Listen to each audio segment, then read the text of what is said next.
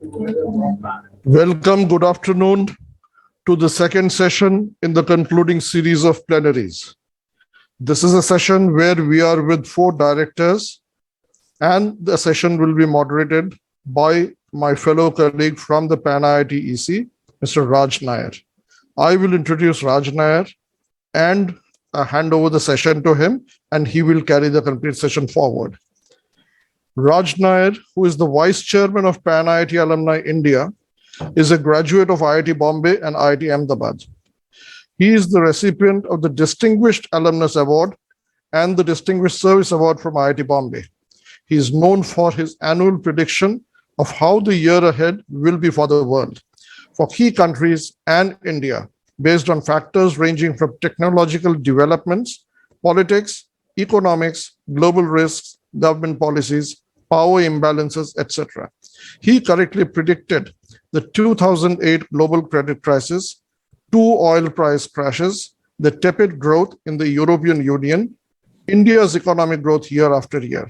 He called out the COVID pandemic and economic crisis caused by it in January 2020, much before the WHO admitted to the median that there is a global pandemic. Back in December 2020, he forecasted a 8.5 to 9.5 real GDP growth for India in the current financial year, at a time when the consensus range among experts was 10.5 to 13%. The RBI recently lowered its forecast to 9.5% just last week. He is a strategy consultant, an entrepreneur, an investor in startups, and a mentor. Today, he will engage this eminent panel of IIT directors in a discussion on how the IITs will prepare for the world of 2035 and beyond. Over to you, Raj, and welcome, directors. Thank you very much. Thank you very much, Devashish, for that very generous introduction. Good morning, good afternoon, and good evening to the lovely audience we have had over the past 2 days. Wherever you're sitting in the world, you're going to attend a very interesting session on how IITs are going to gear up to remain top dogs in technology and engineering education and in R&D in the rapidly changing world. We have with us 4 of the brightest minds in India in the field of engineering education or technical education. They have 2 things in common. They wear twin hats. They are directors of IITs now, and at one time, they were themselves IIT students. Let me start by introducing each director in brief. They're all accomplished people, so I can go on and on about their accomplishments. Professor Ram Gopal Rao is the director of IIT Delhi. He's an MTech from IIT Bombay, and he got his doctoral degree from Germany and did postdoc work in the University of California. He was a professor at IIT Bombay before he took charge of IIT Delhi. Professor Abhay Karandikar is the director of IIT Kanpur. He obtained his master's and doctoral degrees from IIT Kanpur. He taught at IIT Bombay for several years before going back and taking charge of his alma mater. Professor Sudhir Jain is the director of IIT Gandhinagar, and he's an engineering graduate from IIT Roorkee and a former professor at IIT Kanpur. He obtained his PhD from the prestigious Caltech in the US, and he's the founding director of IIT Gandhinagar. And last but not the least, we have Professor Satyanarayana, of IIT Gandhinagar. I'm sorry, it's Tirupati. He's a graduate of IIT Madras. He did his MTech and PhD from South Carolina. He was a professor at IIT Madras before taking over the responsibility to set up IIT Tirupati. All 4 of them are very accomplished. They've written several papers. They've got several awards and recognitions. They've got patents to their rights. So they're eminently suited to tell us what they're going to do to make IITs ready and IIT graduates ready for the future. So let me turn to them. Gentlemen, the twin hats that I referred to earlier make you eminently qualified to look at the future from the eyes of a student, from the eyes of a professor, and from the eyes of an organization leader who is going to bring about change. It's a fact that teenagers, some of the brightest teenagers in the land, come to IITs only to be baked by the IIT system into adults who can take on the world. The world did change, but IIT also was able to change significantly so that they're relevant for their time, with the times. But that was the time when we got enough time to adjust and adapt. It is said that the future is going to be so rapid, and the change in the future is going to be so rapid that we may not get that much time. But I'm sure that gentlemen like you are fully geared, and the audience would like to hear from you what you're going to do to keep IITs the top dogs.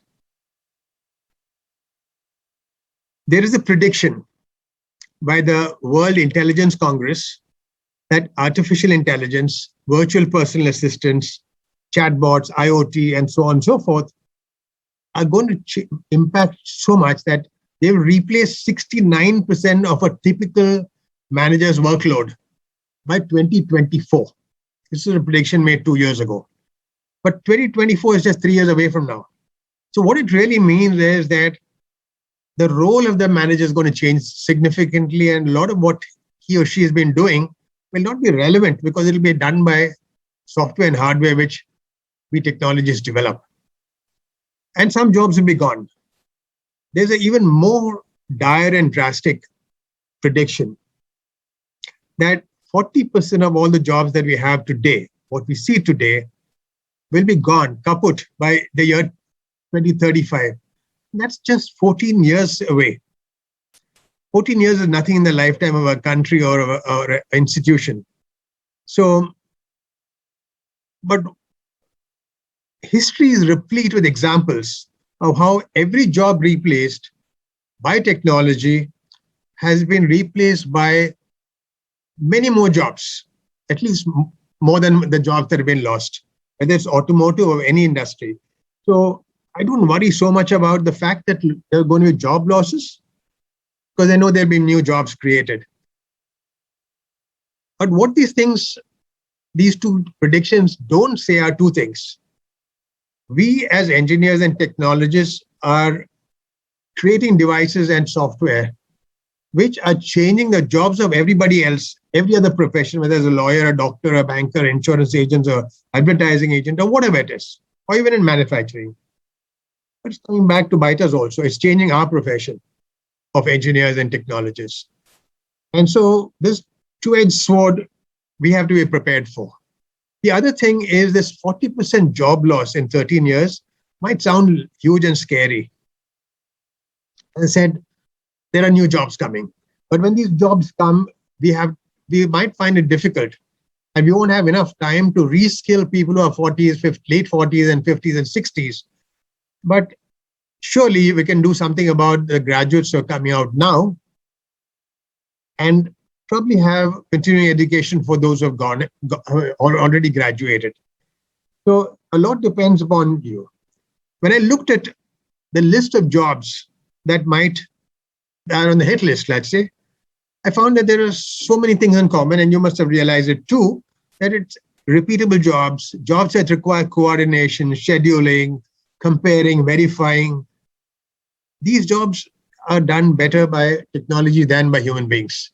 So that will be, which takes a very large part of even senior people's time, will just disappear. However, when I looked at the jobs that are going to endure, once again, there are certain commonalities, and they all require a few things, like they need leadership, an internal drive to achieve outcomes, empathy, decision-making where judgment is required, not rules are required, and a focus on not just the immediate environment of the job, but the impact of jobs on society and the world at large. But this is quite different from the challenges on people of today, graduates of today. Therefore, I'm going to engage with you or engage you on discussing four aspects of this huge change. One is creativity, another is innovation, the third is stretching to meet challenges, and the fourth and the last is startup mindset and critical thinking. So there'll be questions from me to each of you, and there will be a question from the audience. And the audience, as I said earlier, is requested even to put in recommendations, suggestions, and they'll all be welcome. And they should keep flowing throughout the discussion. So let me start with Professor Satyanarayana. Professor, how do you think we can make students, faculty become more creative to meet the likely demands of the future? And when I say creative, I mean have the basic capability to ideate, to think of and imagine things, which will be the starting point of all kinds of change. So how will you do it? And it's distinct from innovation. So what are your thoughts on it? Thank you, Raj. Thank you for having me over. So, the point that you made earlier, now, why are we talking about creative learning? Why is it important? Because jobs that do not require some form of creativity are likely to be outsourced and automated, right? So we need to be producing these people who are going to be creative and continuous learners. Now, one of the things that happens in the IIT context, and for that matter, all professional courses context in India, is the and also the school system in India, where it promotes a lot of rote learning and the preparation for these entrance exams, where for the 4-5 years the students are just focused on just learning the content and learning to write exams. So there is this concern that when the students come in, their creative thoughts or the creative skills are sort of subdued and they have been parked for so many years. And how do we get this spark back?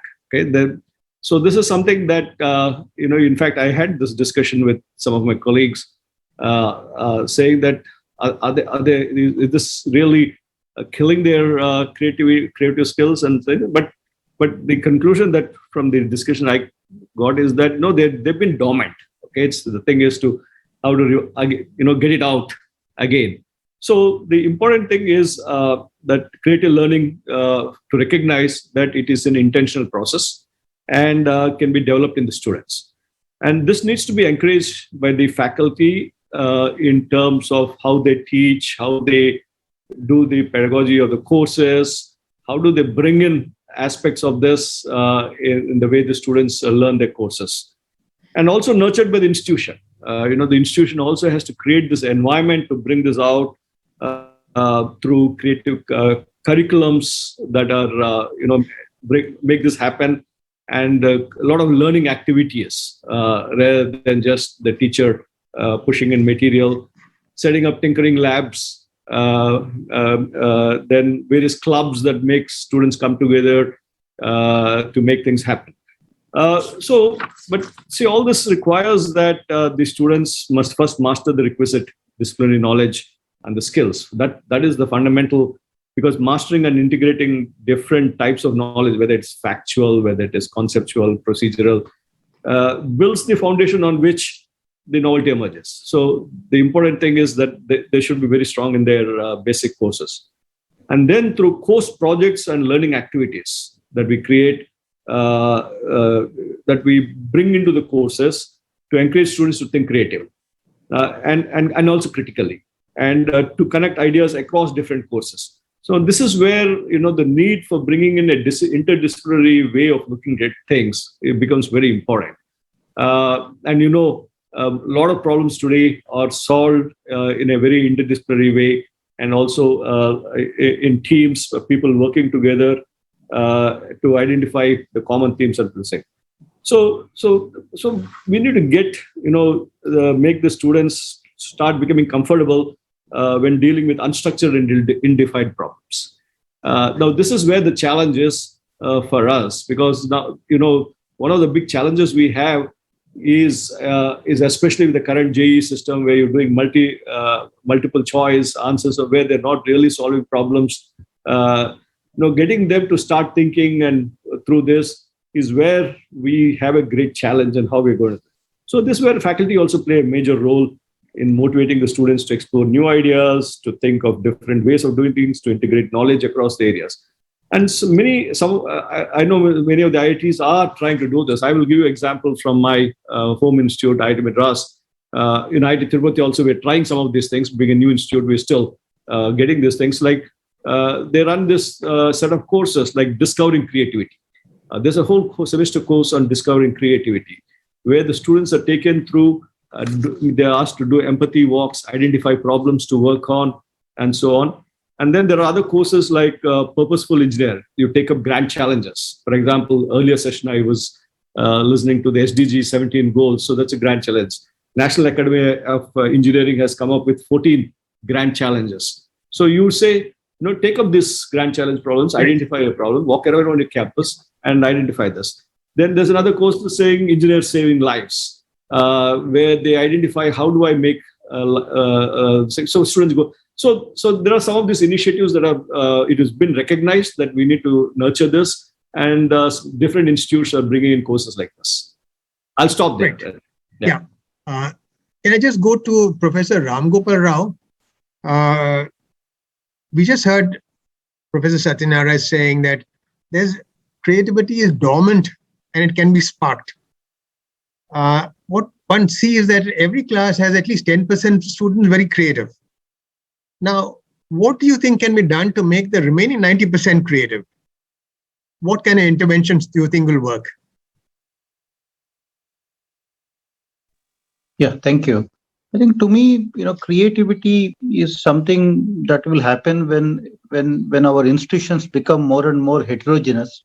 One of our challenges, at least in older IITs, the way they have been brought up is, we are very homogeneous. When we only focused on engineering, we did not even have sufficient humanities or any other disciplines.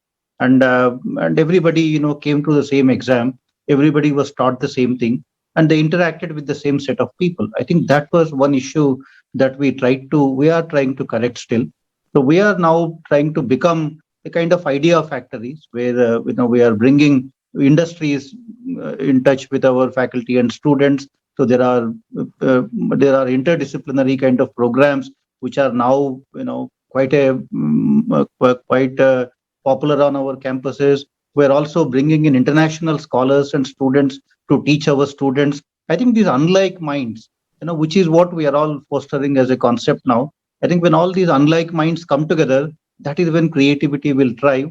And that is something that is beginning to happen in our campuses. Excellent. Can I ask Professor Jain? You're known to be a very big, bold change maker. Okay, so what are the kind of things you're doing at IIT Gandhinagar, or what are you planning to do to spark this creativity? See, the way we see is that IITs are not training institutes. We are educational institutes. And we need to be clear, what is our mission of education? We don't see at IIT Gandhinagar that our educational mission is to prepare a civil engineer or electrical engineer. Our mission is to give the student a purpose in life, purpose to do something good for the humanity, good for the society, good for the community. To give the student, create situation where the student's motivation to achieve that purpose. And Will that create creativity? And finally, I'm coming there, capabilities to achieve that mission. Okay. Now, to achieve that mission, you need to have a lot of capabilities. That may need civil engineering knowledge, that may need creativity, that may need innovation, that may also need other human qualities, ethics and values, attitudes, life skills, many, many aspects, right? So I'm going to come to you a little later on those aspects. Yeah. But if you're talking about creativity, just that one little aspect, what are the things you think can be done, not just by Gandhinagar, but with the whole IIT system? I think as a first step, you need to let the students be. I think we put too many constraints, too many restrictions. We, anybody who knows finite element analysis, the more constraints you put, more rigid the system becomes. The students cannot be creative if you put them under constraints, if you put them under rules and regulations. Let them flow. Release them, and let them. Okay, great. Now I'd like to switch to Professor Karandikar. It's been proven time and again around the world that when you have a common platform to share knowledge, share experience, the combined knowledge creation becomes faster. And there are many examples. I don't want to waste time, the panel on this.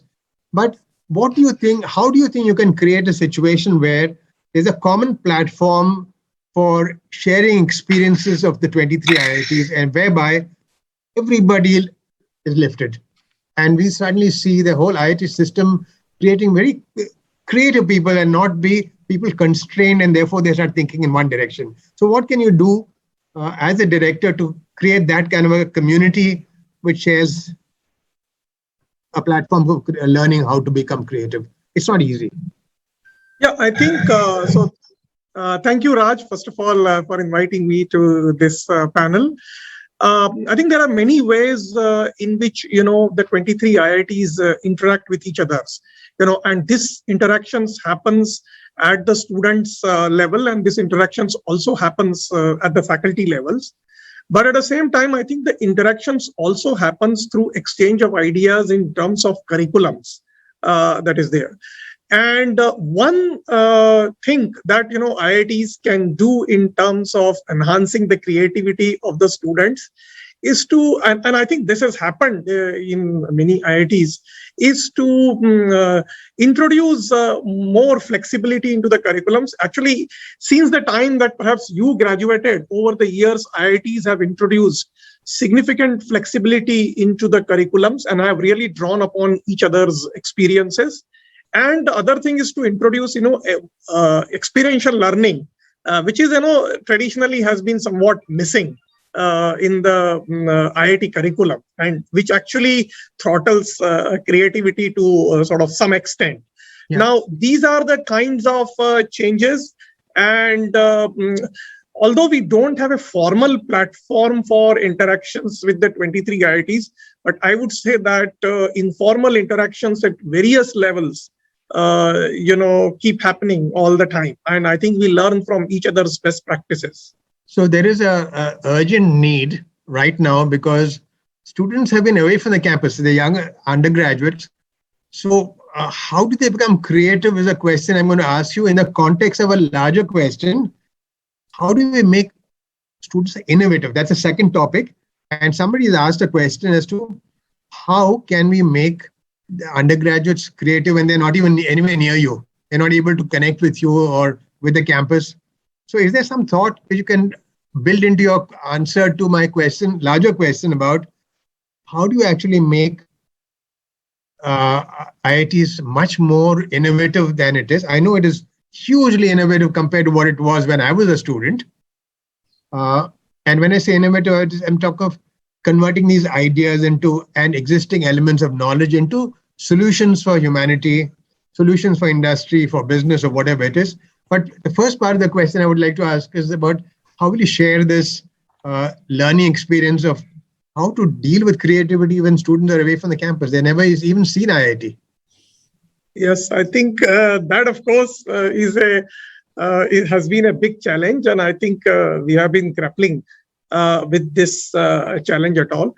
But as far as the innovations are concerned, I mean, applying creativity to do innovations. I mean, as you rightly said, that in the last 15 years or so, there has been a significant change in the innovation ecosystem of IITs in general. And in fact, more IITs are more and more emphasizing on translational research, and students have been participating and contributing in varieties of ways. In fact, most IITs have very liberal faculty entrepreneurship policy, where faculty members are actually able to convert the translational research into products and solutions and are able to commercialize. But IITs also have students' entrepreneurship policies. Students are having, various entrepreneurship and innovation summits where the students from other IITs and other institutions have been participating. In fact, during the last 1 year, when the students, the undergraduate students have been away due to the COVID, many of these summits have been held online, where the students from other IITs and other academic institutions have participated, and those have been really very successful and sort of a wonderful programs. IITs and most IITs have now a very strong incubation ecosystem, which actually encourages students to convert their ideas into the startups or to take it to the masses. Most IITs are now also contributing projects of national importance, in the form of translational research, where both undergraduate and postgraduate students have been contributing. Now, another thing is that, the character of IITs have also changed in the last decade or so. Now, at least I'm talking of the older IITs like Delhi, Bombay, Madras, Kanpur, Kharagpur, where, at least 50% of the students are masters and postgraduate students. And they have been really contributing to our innovation and R&D ecosystem in a very significant way. Yes, we have been having difficulty in undergraduate students, bringing back undergraduate students to the campus, but our masters and PhD students, we have tried to accommodate them on the campus as much as possible. And they have been very much a part of driving this entire R&D and innovation ecosystems in the institutes. So I think that is also a change that needs to be realized, because IITs are not just what they used to be like 30 years back, primarily the undergraduate institutions.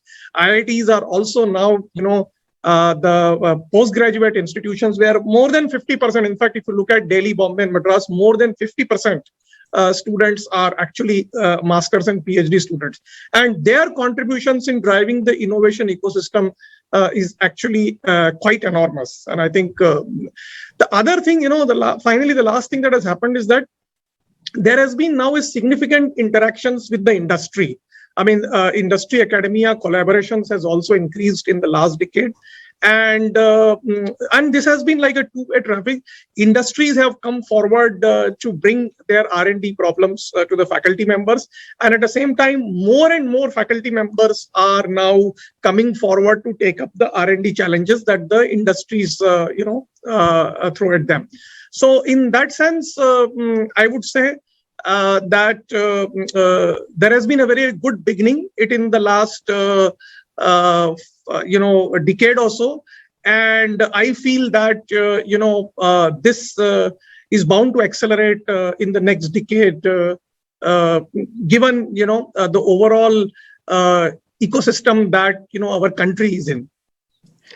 Thank you, Professor Ram Gopal Rao. You have a staggering number of patents, so you're in a position, and I believe you've done a lot of translational research, and some of them startups have used your technology and ideas. So can you give us some idea of what you think can be done across the IIT system to increase the amount of innovative work going on? I think, if you look at the patents kind of a thing, more awareness is required. I think we are a bit of a late entrance into the patent game. And even older IITs, for example, we were filing 15-20 patents per year, just about 5 to 7 years ago. Now, all the older IITs are filing anywhere from 150 to 200 patents per year.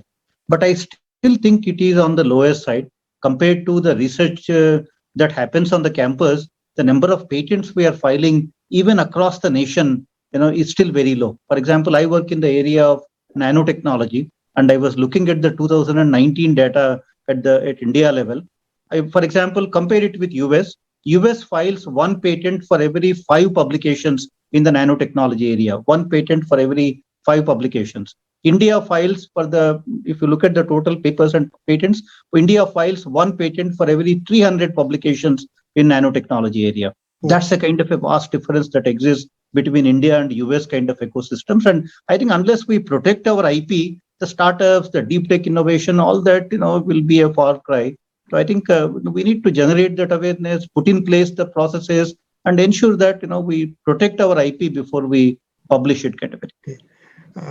Professor Jain, you're doing a lot of innovative work at Gandhinagar. Can you just share with the audience just two examples of some innovative things which will make the audience sit up and feel, oh, wow. All right. So let me share one example of a program we started 2018. We call it Invent at IIT Gandhinagar, Invent at IIT Jain, where we pick up undergraduate students through competitive selection process from all IITs. And we bring them to IIT Gandhinagar campus for 6 weeks. They work in teams of 2 students. And at the end of 6 weeks, every team files a US patent and an Indian patent application.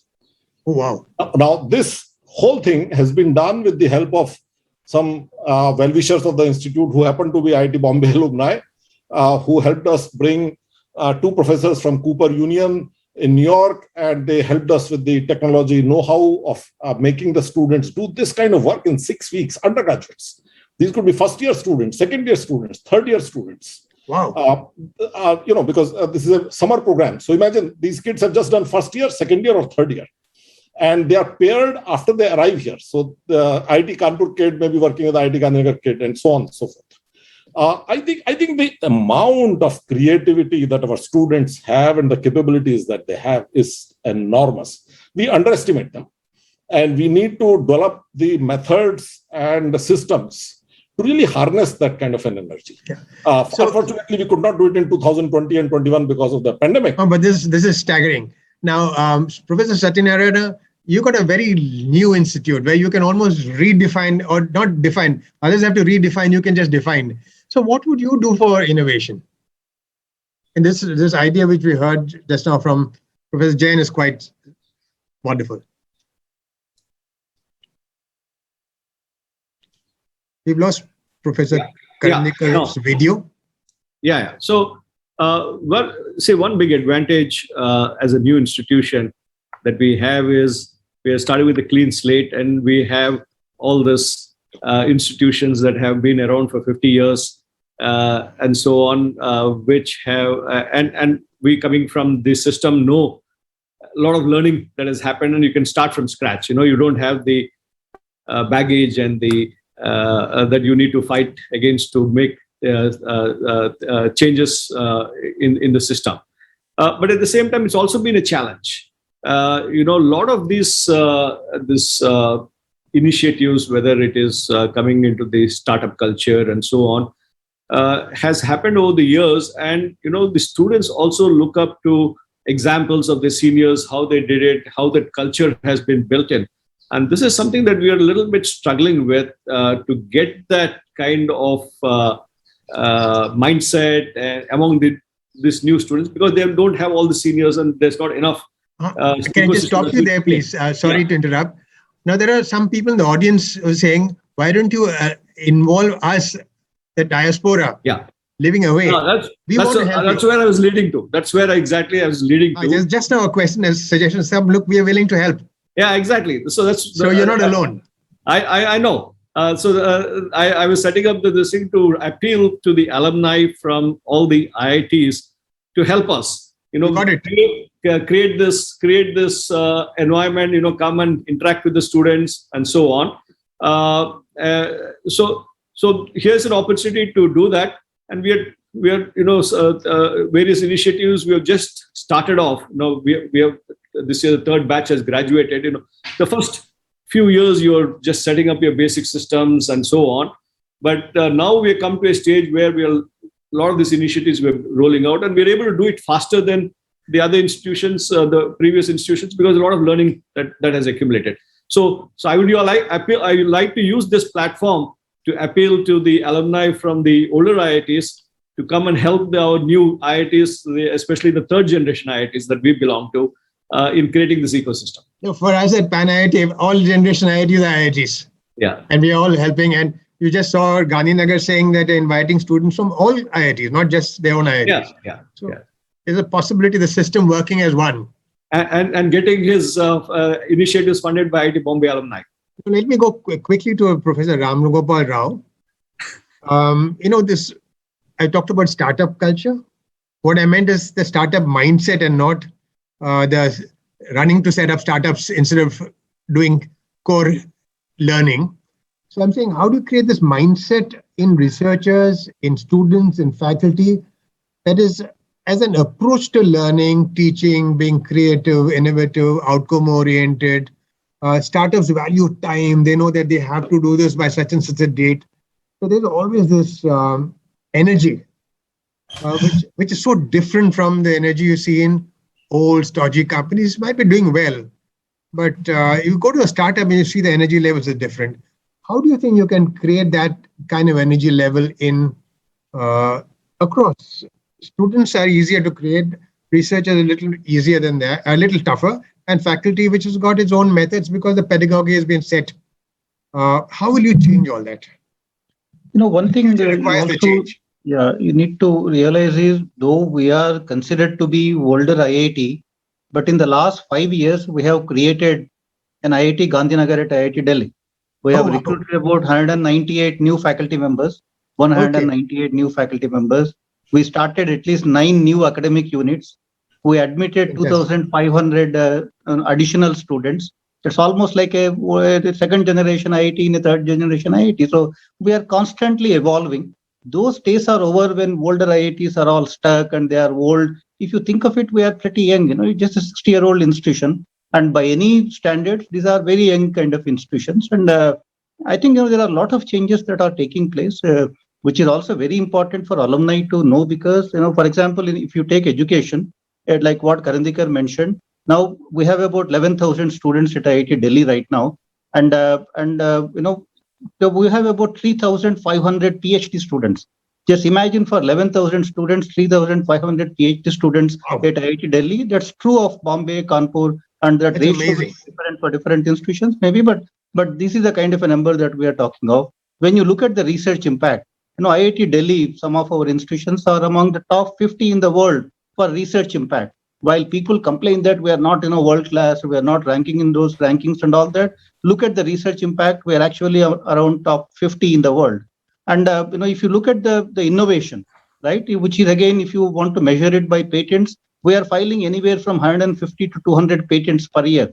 And last year, during the COVID time, we actually earned about a couple of crores by transferring our technologies to industries and different stakeholders. And I think things are constantly evolving, but we can do more. I mean, excellence has no limit. Excellence is a journey that way. And I think one thing which we are doing now very aggressively at a place like IIT Delhi is, to become locally relevant. There was a time when IITs have been publishing papers, but you would see faculty on our campuses doing air quality modeling of London air, right, and publishing papers in a UK journal, but not bothering about the Delhi air quality and looking at the Delhi problems. I think that is now changing very fast. We are connecting them to the local problems as much as possible. Just to tell you, 3.5 years ago, we joined hands with DRDO. There are 100 faculty members at IIT Delhi working on DRDO defined problems and funded problems. There are 265 crore worth DRDO funded projects which are currently ongoing at IIT Delhi. And then there about 150 PhD students are working on DRDO problems. And starting from now, every 6 months, we will be transferring at least 1 or 2 technologies to DRDO. I think that is a kind of a pace at which the changes are actually happening. In some of our departments, for example, every 5th faculty member has a startup. And these faculty members are stretching themselves now. And the thing is, when you think of old IIT, you think of old faculty. That is also not true. The average age of faculty members at IIT Delhi, it will be around between 35 to 40 right now. Therefore, these are all young people who are driving those changes. I see a bright future. I think it's just a matter of another 3 to 5 years. You will see these the research that is happening. You will see this impact in the society. Until now, we were visible, but we were visible to our peers. A researcher would know another researcher in these institutions, but society wouldn't know what have we done, to change or to improve the quality of life, for a common man. But I think that also will change in just a few years' time. I think the pace at which the changes are taking place, I think a few years down the line, you will actually start hearing some big things coming out of these IITs. So what you have said just now has already had a big impact on the audience. There are questions being asked. How can we industry associate with you? Second, we want to sponsor a project. Can you make it possible? Yes. So that is Can- exactly what is. I'm sure it's like music to you, but the audience is asking these questions, and they're from industry, and they're saying, "Can we No, sponsor?" in the last, I should tell you, these numbers speak for themselves. In the last 5 years, IIT Delhi has done 350 industry-sponsored projects in the last 5 years alone. We have centers of excellence. If you go to IIT Delhi webpage, you will see the centers of excellence which are created by our alumni and also by the industries.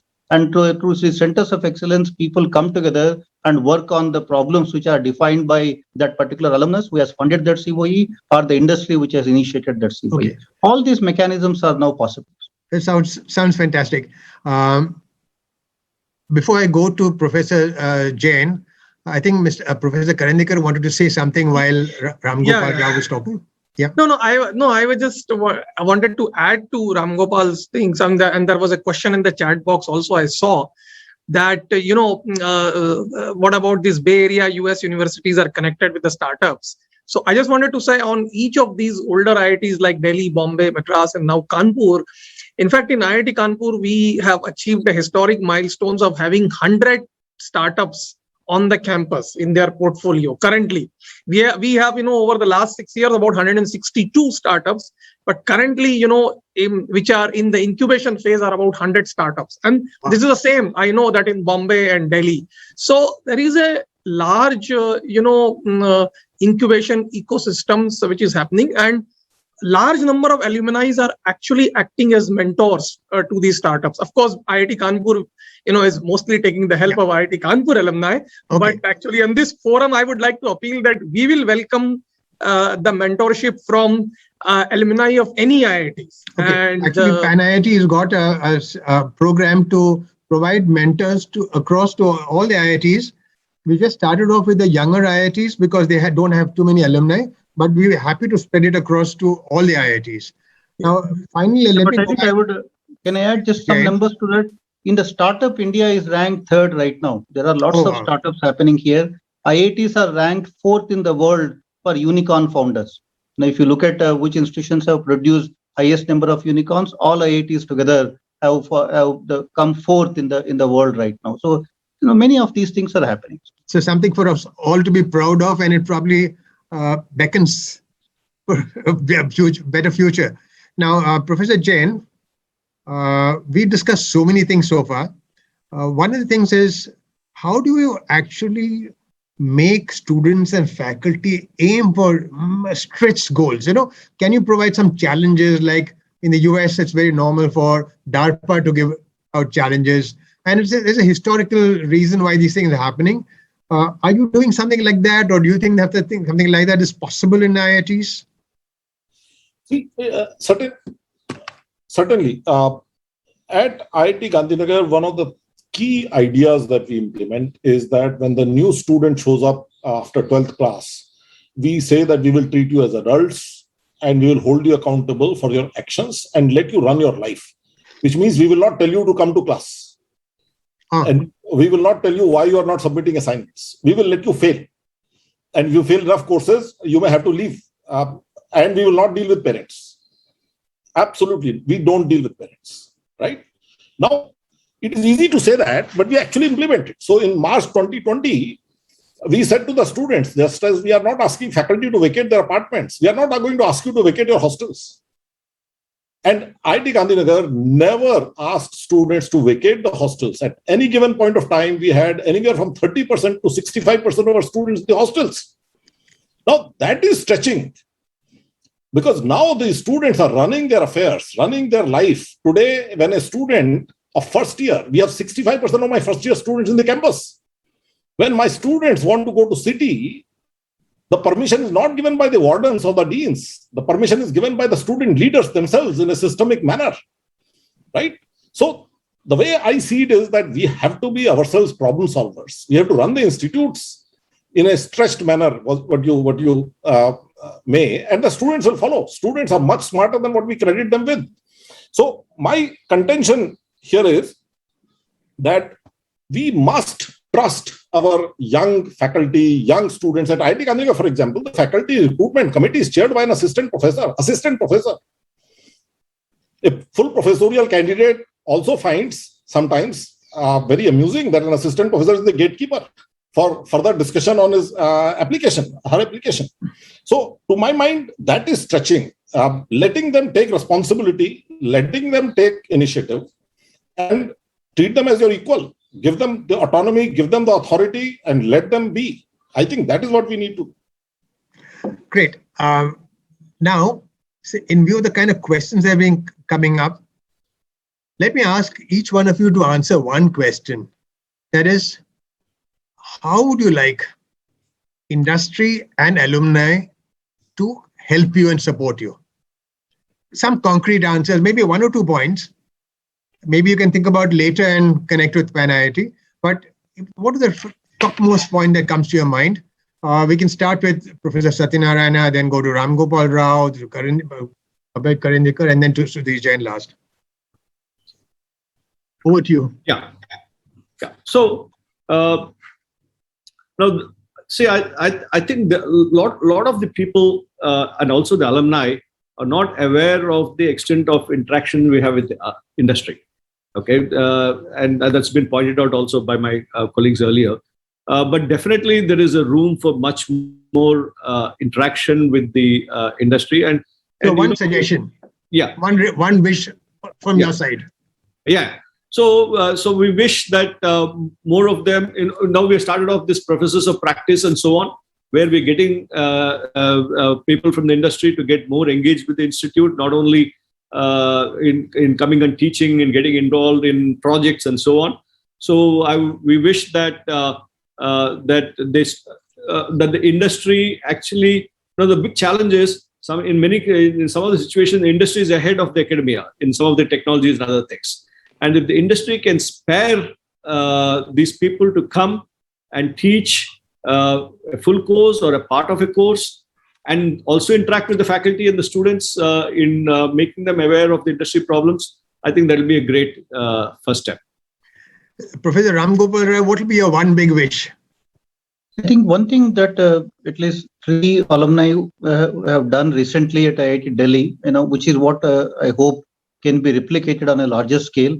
Some of these alumni, they came forward and said, we want to solve this problem. For example, there is one Arun Dugal who lives in Delhi, and he lives in Delhi and he breathes Delhi air and he finds it very polluted. He said, can I do something with IIT Delhi to solve the Delhi air problem?